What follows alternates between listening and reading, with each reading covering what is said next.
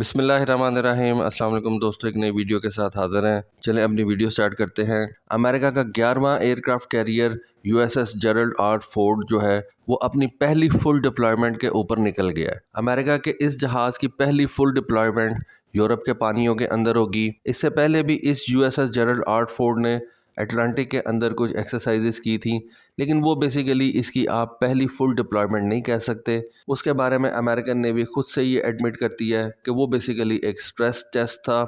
ये जहाज़ ऑलरेडी बहुत ज़्यादा लेट हो चुका हुआ है, लेकिन अब इसकी जो पहली फुल डिप्लॉयमेंट है उस पर इसको भेज दिया गया। बेसिकली 2 दिन पहले मैंने आपको ये जो ब्रिटेन के HMS प्रिंस ऑफ वेल्स के ऊपर वीडियो बना के दी थी, जो कि पिछले साल से जो है वो प्रॉब्लम्स के अंदर है। कभी उसके अंदर फ्लडिंग हो जाती है, कभी उसकी जो एलिवेटर है उसको रिमूव कर दिया जाता है, और 2 साल से ये जहाज़ जो है वो किसी भी फुल डिप्लॉयमेंट के ऊपर नहीं भेजा जा सका। तो उस वीडियो में मैंने आपको बताया था कि ब्रिटेन जो कि एक बहुत बड़ी किसी वक्त के अंदर नेवल पावर हुआ करती थी, और ब्रिटेन की नेवल पावर जो है वो दुनिया में मशहूर थी, और कहा यही जाता था कि ब्रिटेन जो दुनिया के ऊपर रूल करता है उसकी सबसे बड़ी वजह उसकी नेवल पावर है। लेकिन फिर भी इतनी बड़ी नेवल पावर होने के बावजूद ये जो 2 एयरक्राफ्ट कैरियर इस वक्त ब्रिटेन ने नए तैयार किए हैं, इनके अंदर प्रॉब्लम्स ही प्रॉब्लम्स हैं। और ख़ास तौर पे ये जो प्रिंस ऑफ वेल्स है, ये तो बिल्कुल ही जो है आप कह लेंगे ब्रिटेन के पानियों से बाहर निकल ही नहीं सका।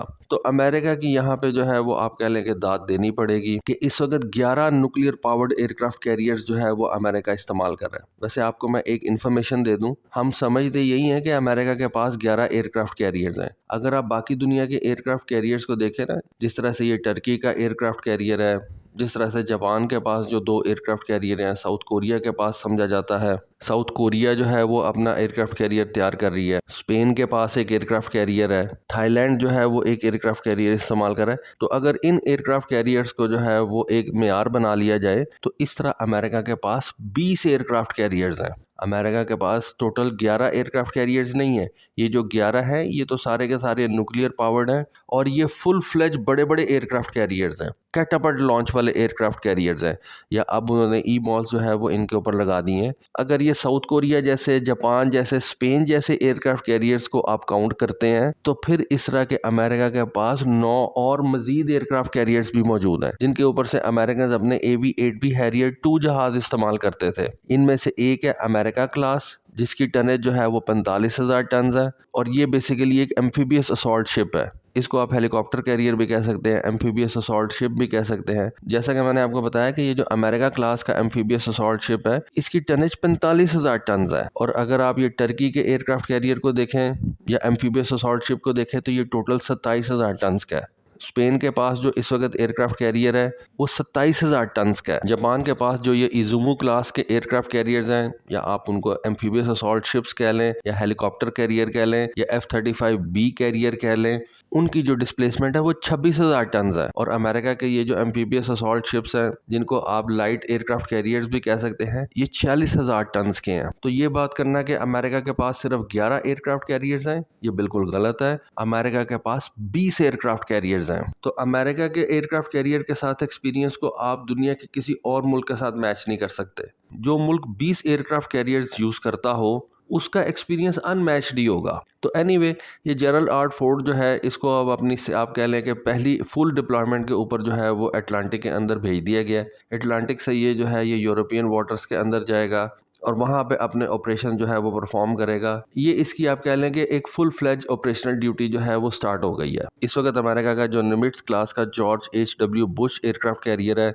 वो यूरोप के अंदर ऑपरेशनल है। उसको वापस बुला लिया जाएगा और ये उसकी जाके जगह ले लेगा। अगर आप इसके फर्स्ट डिप्लॉयमेंट की तस्वीरें देखें तो उनके ऊपर आपको यूक्रेन का झंडा भी नजर आएगा। अब मेरी समझ से बाहर है, इन्होंने अमेरिका के झंडे के साथ यूक्रेन का झंडा क्यों लगा लिया? क्या ये एयरक्राफ्ट कैरियर ब्लैक सी में जाके तो यूक्रेन के लिए लड़ेगा, रशियन नेवी का मुकाबला करेगा? कभी भी नहीं करेगा। लेकिन फिर भी अमेरिका ने यूक्रेन के साथ सॉलिडेरिटी के लिए यूक्रेन का झंडा भी जो है वो इस एयरक्राफ्ट कैरियर के ऊपर लगा दिया। इस जेरल्ड आर फोर्ड क्लास के कैरियर की जो पहली डिप्लॉयमेंट है उसके बारे में समझा जाता है कि वो तकरीबन 6 महीने तक रहेगी।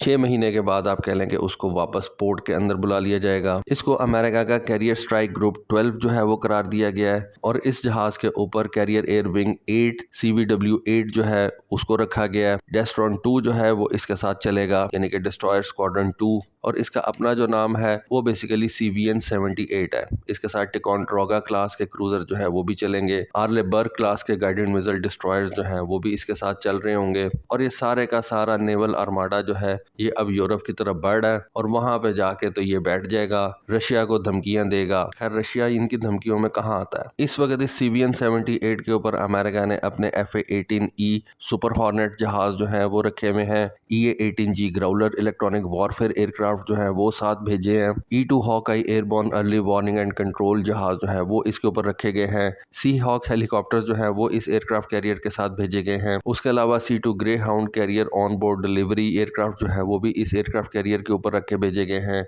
CMB-22B ऑस्प्रे टिल्ट रोटर वाले हेलीकॉप्टर जो हैं वो भी इसके साथ जो है वो भेजे गए हैं।